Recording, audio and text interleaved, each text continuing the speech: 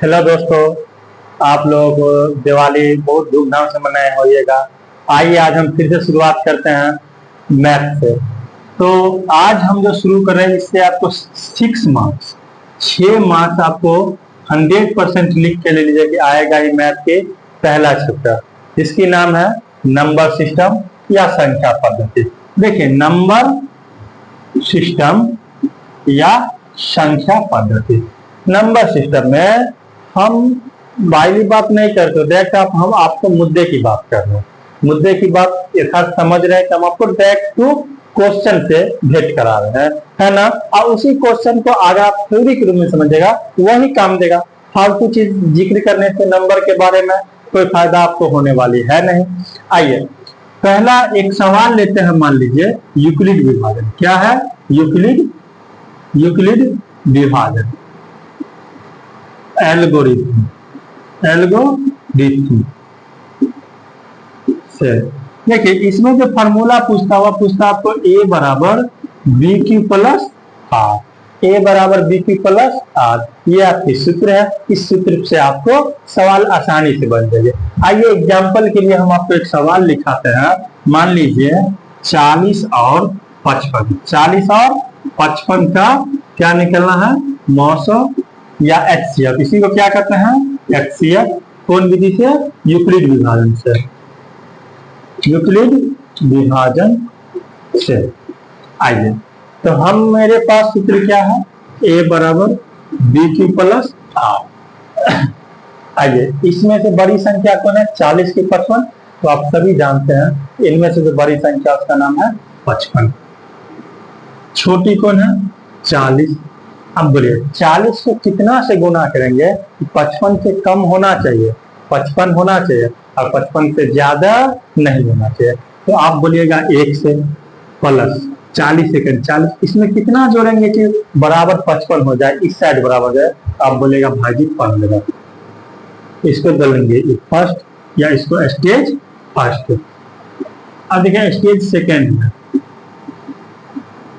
फिर से ए बराबर बी की प्लस आर। इसमें से देखिए बड़ी संख्या कौन है? इसमें से तो 40। छोटी कौन है? तो 15। अब 15 को कितना बार पढ़िएगा कि 40 से कम हो, 40 हो, उससे ज्यादा नहीं हो? तो आप बोलेगा 2 बार। प्लस शेष कितना जोड़ा जाएगा? 10। फिर यही अभिक्रिया ए बराबर बी की प्लस आर स्टेज थर्ड में। अब इसमें से बड़ी संख्या कौन है? 15। छोटी कौन है? 10 गुने 1 प्लस 5। अब देखिए स्टेज 4। अब इसमें से देखिए ए बराबर बी की प्लस आर। इसमें से बड़ी संख्या कौन है? 10। छोटी कौन है? 5। 5 गुने 2 प्लस 0। अब जहां पे 0 आ गया वहीं पर हम इसको क्या करेंगे? छोड़ देंगे। अब देखिए कहीं ना कहीं हमें ये बच गया ना 5, तो यही मेरा क्या हो गया? एचसीएफ की वैल्यू कितना हो गई? 5। या मौसा की वैल्यू कितना हो गई? 5। मौसा बराबर 5 या एचसीएफ बराबर 5। समझ गए? ए बराबर बी की प्लस आर। आप लोग एक सवाल हमने आपको सिखाया यूक्लिड विभाजन एल्गोरिथम से 2 मार्क्स का पक्का आएगी। हम एग्जाम्पल अपने मन से ले रहे हैं, लेकिन आपको सवाल पूछेगा। आप लोग इसका एक बार स्क्रीनशॉट ले लीजिए, फिर हम हट जाते हैं और मिटाते हैं।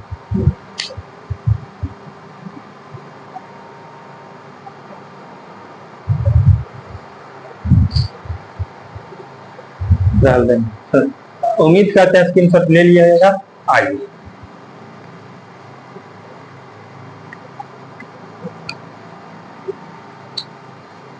देखिए, यूक्लिड विभाजन सीख गए तो एक सवाल आते हैं फैक्टर क्वांटिटी फैक्टर।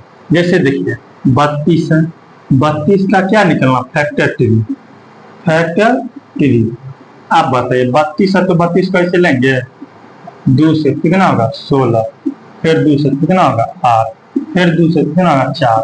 फिर 2 से कितना होगा? 2। आप बताइए 2 2 2 32 बराबर सॉरी फैक्टर हो गया आपको 32 का गुणनखंड। 32 को गुणनखंड। इसी सवाल को अगर हम फैक्टर ट्री बनाते हैं 32 का, तो 2 से लगाएंगे 16। आप बताइए 2 से देंगे तो कितना होगा 8, फिर 2 से देंगे तो कितना होगा 4, आइए फिर 2 से देंगे कितना होगा 2। तो कहीं ना कहीं इस प्रकार से जो टी बनती है उसे हम कौन सी कहते हैं फैक्टर टी। और मेरी नेक्स्ट टॉपिक थी गुणनखंड। तो 32 का अगर हम गुणनखंड किए तो इस प्रकार से जो है, अब इसी 32 को हम ऐसे लिख सकते हैं 2 गुने 2 गुने 2 गुने 2, 2 2 4, 2 2 4 1 5। तो 32 बराबर हो जाएगा 2 का पावर 5, 2 का पावर 5। तो समस्या अगर आइए कोई सवाल है 60 कितना है 60, 60 का गुणनखंड करेंगे 2 से तो 30, 15, 3 से कहेंगे 5। अब बोले 60 बराबर 2 गुने 2 गुने 3 गुने 5, 60 बराबर हो जाएगा 2 का पावर 2 गुने 3 गुने 5। आइए इस प्रकार की चीजों को हम क्या कहते हैं गुणनखंड की। मतलब समझिए किसी भी संख्या को फैक्टर के रूप में तोड़ना क्या कहलाता है गुणनखंड। समझ गए। आइए हमने आपको बतलाया कि मौसा, तो मौसा कुल निकालने की विधि हम यहाँ पे 3 प्रकार से सिखाएंगे। एक प्रकार से आप लोगों को बच्चे में सिखाए, अभी गुणनखंड सिखाए, विभाजन सिखाए। आइए हम एक सवाल से पहले चलते हैं और उसका जैसे देखते हैं 12 और 18 का मौसा निकाले गुणनखंड विधि से।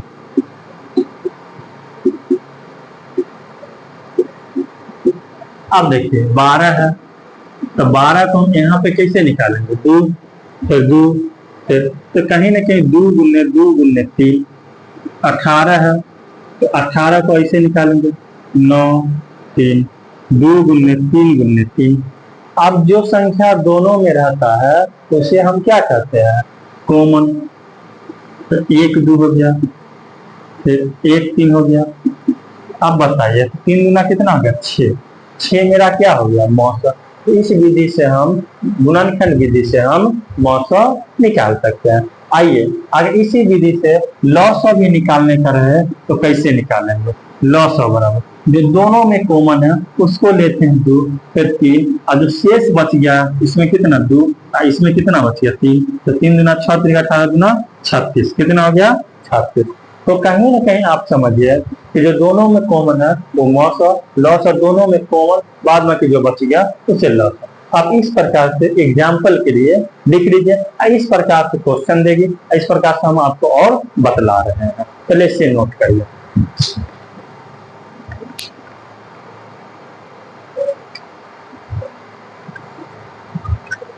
आप लोग उम्मीद करते हैं नोट कर लिए होगा। आइए एक सवाल के माध्यम से शुरू करते हैं।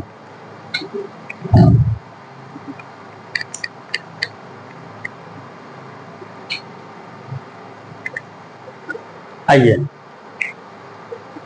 एक यहाँ पे फार्मूला है, पहली संख्या गुने दूसरी संख्या बराबर HCF गुने LCM। HCF को हम मौसा कहते हैं और LCM को हम लॉसा कहते हैं। आइए पहली संख्या को हम A कहते हैं, दूसरी संख्या को B कहते हैं। तो जब देखिए कि पहली संख्या गुने दूसरी संख्या बराबर मौसा गुने लॉसा, इस फार्मूला को प्रूव करेंगे तो 2 नंबर की सवाल पूछेगा। जैसे देखिए 12 और 18 कोई 2 संख्या है और 12 18 का लॉसा यानी HCF है आपको 6। तो हमें LCM ज्ञात करना। क्या ज्ञात करना है LCM ज्ञात करना है। या सवाल ऐसे हो जाएगी या नहीं तो आपको पहले हम इससे पहले थोड़ी सी और डिटेल्स हम बता देते हैं तब आप इस सवाल को समझेगा। मान लीजिए एक संख्या है 12, दूसरी संख्या 18 है ना। आइए तो 12 और 18, तो पहली संख्या A बराबर कितना हो गया 12 और B बराबर कितना हो गया 18। अब आइए 12 का गुणनखंड करेंगे तो 2 गुना 4 किया 12, 18 का करेंगे तो 2 गुने 3 गुने 3। अब बताइए दोनों में कॉमन है तो HCF बराबर क्या हो गया 2 और दोनों में 3 है तो कितना हो गया 3। तो HCF की वैल्यू कितना 6। LCM बराबर दोनों में कॉमन संख्या है जो उसको तो लेवे करेंगे, जो बच गया शेष उसको भी हम ले लेंगे। 3 दूना 6 3 18 दूना 36, कितना हो गया 36। आइए अब ये तो हो गया फॉर्मूला पे हमें रखना है। पहली संख्या तो हम क्या माने a अगुने दूसरी संख्या क्या माने b बराबर एलसीएम अगुने एचसीएफ। देखा भाई जी, a किसको कहें तो पहली संख्या को, b किसको कहें तो दूसरी संख्या को, मौसम किसको कहें तो एचसीएफ को, लॉसम किसको कहें एलसीएम को। a की वैल्यू कितनी है 12, b की वैल्यू कितनी है 18, एलसीएम की वैल्यू कितनी है 36, एचसीएफ की वैल्यू कितनी है 6। अब इसको गुना करेंगे, देखिए 12 8 कितना 18 गुना कितना तो 36 का 6 हासिल 3, 18 1 18 3 21 के 1 हासिल 2। अब बोले 6 6 के 36 6 हासिल 3, 6 3 18 3 21 के 1 हासिल 2। आप बताइए दोनों तरफ बराबर आ गया ना। यही फार्मूला हमें प्रूव करना था, पहली संख्या गुने दूसरी संख्या और एचसीएफ गुने एलसीएम।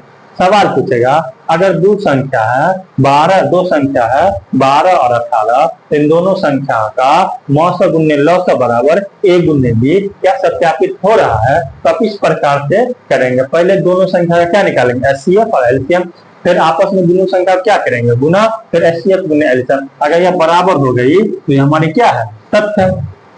यही फॉर्मूला हमको पूछेगा कितना में 2 मार्क्स में। इसको नोट करिए स्क्रीनशॉट लेके आप जल्दी से ले लीजिए, है ना। इसके बाद हम एक और फॉर्मूला बताएंगे और यह पॉइंट खत्म होगा, फिर हम शांत अशांत की ओर बढ़ेंगे।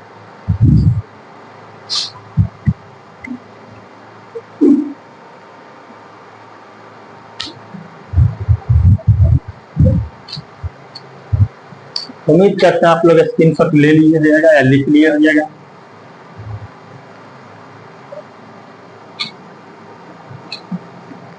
आइए सवाल आपको क्या बोलेगा कि देखिए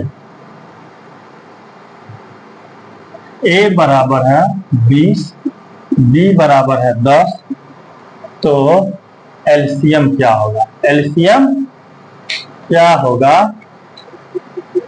यदि एचसीएफ बराबर है 10। आइए हमें सूत्र पढ़े हैं अभी, a गुने b बराबर एचसीएफ गुने एलसीएम। आप लोग को लगता होगा कि भाजी बड़ी आसान क्वेश्चन ले रहे हैं, तो ऐसा नहीं, हर सवाल ऐसे ही बन जाएगा। आप तो बस कोई बच्चा शुरू से समझ में नहीं है इसलिए उसको ध्यान रखें। आप लोग लाइव में जुड़िएगा रात में, तो इसी प्रकार के ढेर सारी क्वेश्चन आपको देखने को मिलेगा, कोई समस्या नहीं होगा। आइए a की वैल्यू कितना है 20, b की वैल्यू कितना है 10, एचसीएफ की वैल्यू कितना है 10, एलसीएम का अनुमान निकलना है। आप बताइए दोनों तरफ 10 है, 10 कट गया, अब इधर 20 बराबर क्या बच गया एलसीएम। तो 3 संख्या दिए रहेगा फॉर्मूला में, चौथा संख्या कहेगा निकालने के लिए, तो आसानी से a गुने b बराबर एचसीएफ गुने एलसीएम पे बैठा के ऐसा मान निकाल लेंगे, आसानी से निकल जाएगा। इसी का इतना कर लीजिएगा तो आपको 2 नंबर पक्का है। आइए एक और सवाल लेते हैं हम।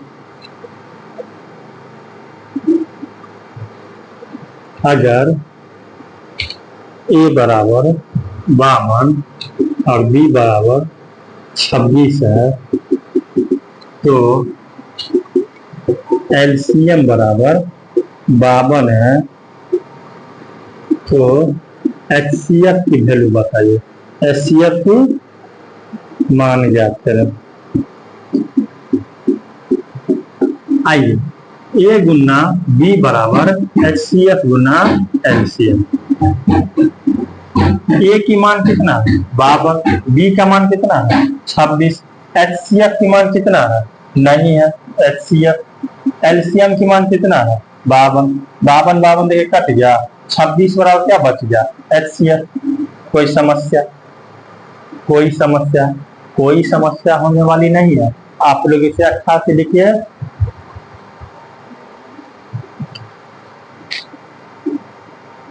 आइए अब हम बात करते हैं कौन शांत है और कौन अशांत है। अशांत है, इस दोनों चीज से आपको सवाल पूछेंगे। इससे पहले आपको समझने के लिए आपको एक चीज समझना पड़ेगा। एक संख्या, संख्या वास्तविक संख्या को हम रियल नंबर कहते हैं। इसको वास्तविक संख्या को, वास्तविक संख्या कौन नंबर कहते हैं रियल नंबर। आइए रियल नंबर को हम दो भागों में बांटते हैं। एक होता है परिमेय संख्या, परिमेय संख्या, और दूसरा होता है अपरिमेय संख्या, अपरिमेय संख्या।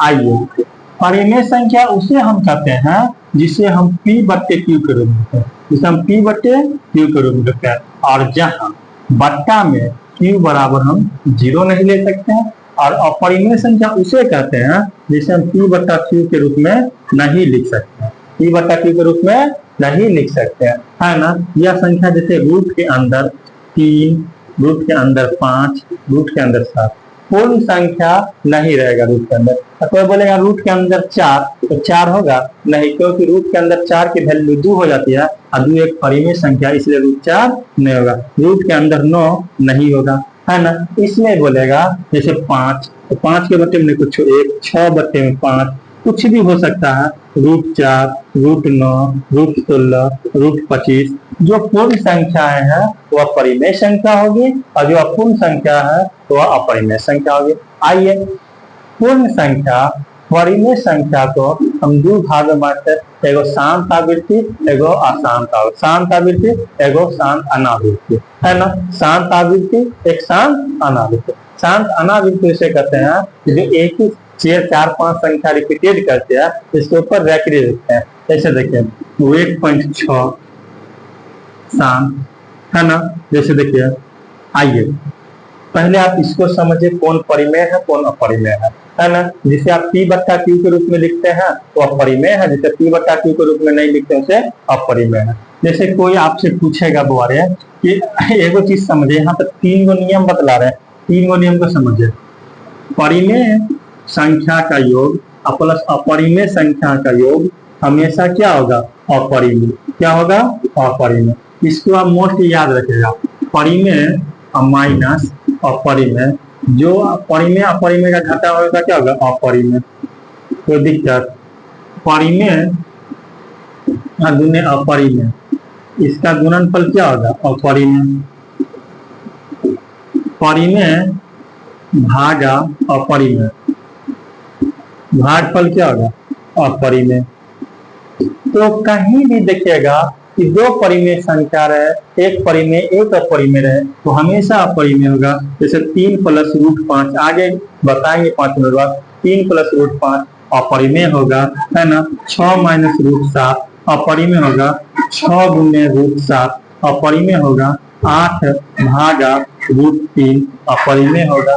ये सभी के सभी क्या हो जाएगी, अपरिमेय। तो परिमेय अपरिमेय का योग हमेशा अपरिमेय, परिमेय अपरिमेय का घटाव हमेशा अपरिमेय, परिमेय अपरिमेय का गुणनफल हमेशा अपरिमेय, परिमेय अपरिमेय का भागफल हमेशा अपरिमेय। कोई समस्या, हम पहले इससे एक सवाल बतला रहे हैं, है ना। तब शांत अशांत बताएंगे, तब आपको सबसे इम्पोर्टेंट सिद्ध करे कि रूट 2 या रूट 5 या रूट 3 एक अपरिमेय संख्या है कैसे। आप लोग इसको लिख लीजिए थोड़ा।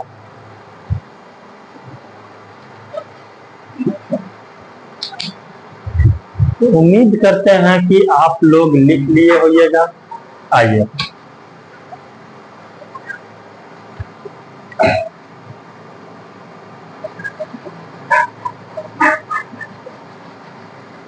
आइए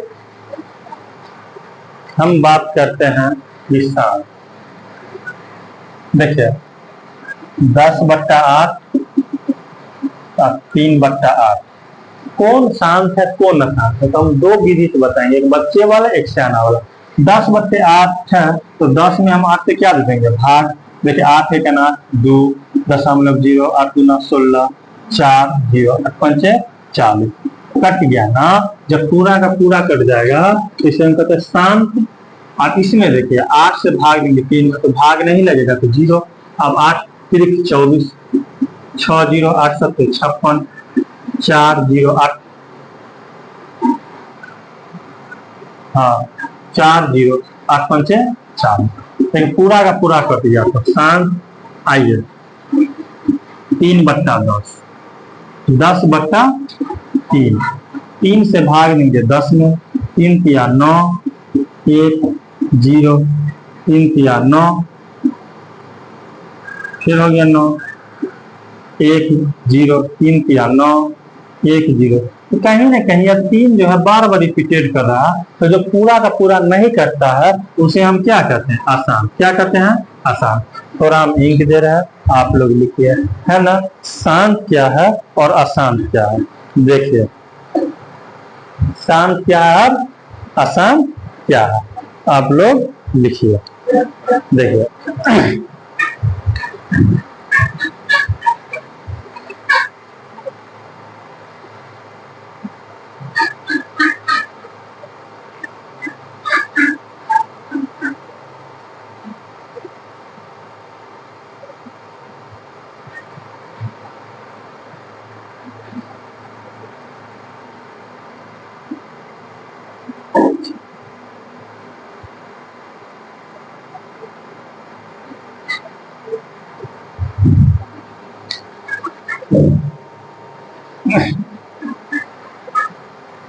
आइए, तो शांत और अशांत समझ गए। ये तो बच्चे वाली ट्रिक हो गए। अब हम आपको जो ट्रिक देंगे उससे आपका दिमाग खिल जाएगा। बट्टा में 8 है ना, इसका गुणनखंड करेंगे 4 और फिर 2, तो कहीं ना कहीं बट्टा का 8 का गुणनखंड होगा 2 गुने 2 गुने 2। केवल और केवल 2 रहे तो शांत, केवल 5 रहे तो शांत, केवल 2 और 5 रहे फिर भी शांत। इसके गुणनखंड में, बट्टा के गुणनखंड में 2 5 के अलावा दुनिया का कोई संख्या आ जाए, 3 आ जाए, 5 आ जाए, 7 आ जाए, 11 आ जाए, 13 आ जाए, 19 आ जाए, तो वह क्या हो जाएगा? आसान। जैसे देखिए 6 है ना, अब बट्टे में देखिए 6, अब बट्टे में कितना दे देता हूं आपको? 9। आप देखिए 3 गुना 6, 3 क्या 9, अब 2/3। आपको भाई जी बट्टा में 3 है तो डायरेक्ट लिख दीजिएगा आसान। क्या लिख देंगे? आसान। आज लिख देखिए, कोई बहुत बड़ा संख्या 900 ले लेता, बट्टा में 100, और 100 है तो अब हम 100 का फैक्टर करेंगे तो 50, 25, 5। इसमें 2 और 5 है तो ये क्या आ जाएगा? आसान। और जिसमें 2 और 5 के अलावा तीसरा कोई संख्या आ जाए तो क्या हो जाएगा? आसान। आप लोग आसान शब्दों में शांत और आसान समझे ना? आइए, अभी आपका एक टॉपिक छोटा सा एक सवाल बचा हुआ, उसको देखिएगा पूरा तब जाइएगा, है ना। अगर इस शायरी पसंद आता है आपको तो आप इसे ज्यादा से ज्यादा वायरल करिएगा, और इससे तो आप लोगों को मिल ही जाता है। सुनिएगा कि जाता में दाल डर ले बोला, भोजपुरी अंदाज में है। तो ए धनिया, जाता में दाल डर ले बोला, हमरा संगे पूरा परिवार के ख्याल रख ले बोला। ए धनिया, जाता में दाल डर ले बोला, और हमरा संगे पूरा परिवार के ख्याल रख ले बोला। तोरा के तो आज ही अपना बना लेती है कन्या, तोरा के तो आज ही बना लेती हम कन्या। पहले ये बतावा छठ के महापर्व कर ले गुना। तो हम भोजपुरी से हैं या बिहार से हैं, तो हम भोजपुरी अंदाज में आपको बोलने का प्रयास करते हैं, है ना। तो आप लोग को, ये मेरे गुरु जी का लाइन है, आप लोग इसको लिखने का प्रयास करिए, है ना। अब फिर हम आपको क्वेश्चन की ओर ले चलते हैं।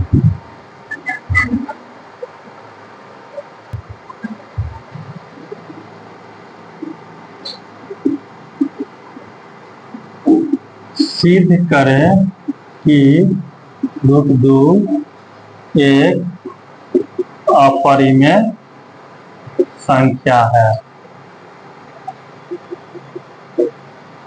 आइए सॉल्व।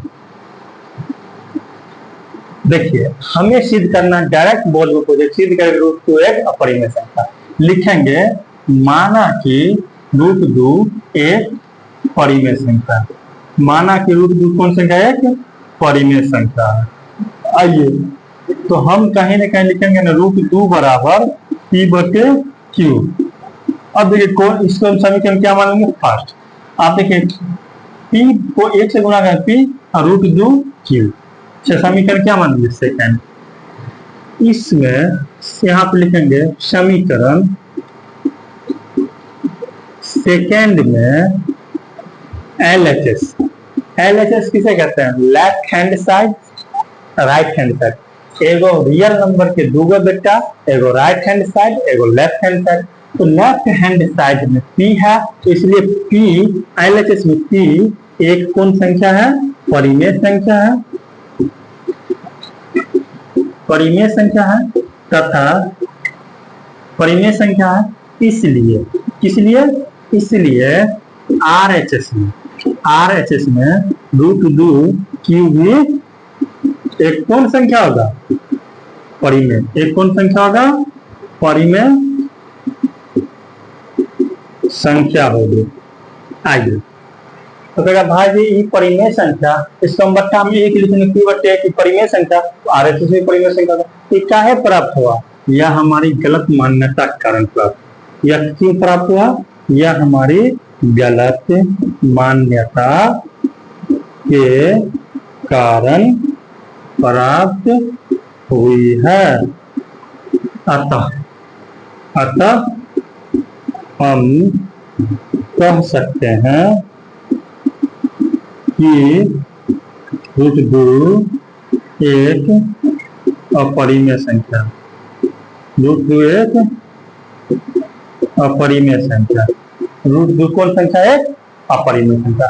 अगर आप लोग को एक बार समझा दे, सिद्ध करें कि √2 एक अपरिमेय संख्या, तो माना कि √2 एक परिमेय संख्या मान लेंगे। और जब परिमेय संख्या मानेंगे तो p बटा q के रूप में लिखेंगे, और q के रूप में लिख समीकरण फर्स्ट मान लें, कोना कोनी गुना कर लेंगे तो p बटे एक बार √2। अब समीकरण सेकेंड में LHS p एक परिमेय संख्या, इसलिए RHS √2 की वजह कौन संख्या होगी? परिमेय संख्या होगी। यह क्यों प्राप्त है? हमारी गलत मान्यता के कारण प्राप्त हुए। अतः हम कह सकते हैं कि √2 एक कौन संख्या है? अपरिमेय संख्या। कोई समस्या नहीं ना भाई? यह लेक्चर यहीं पे खत्म होती है, लेकिन आपसे उम्मीद है कि लाइव में जुड़िएगा तो आपको ढेर सारी क्वेश्चन कराएंगे, इसमें और मजा आएगा आपको।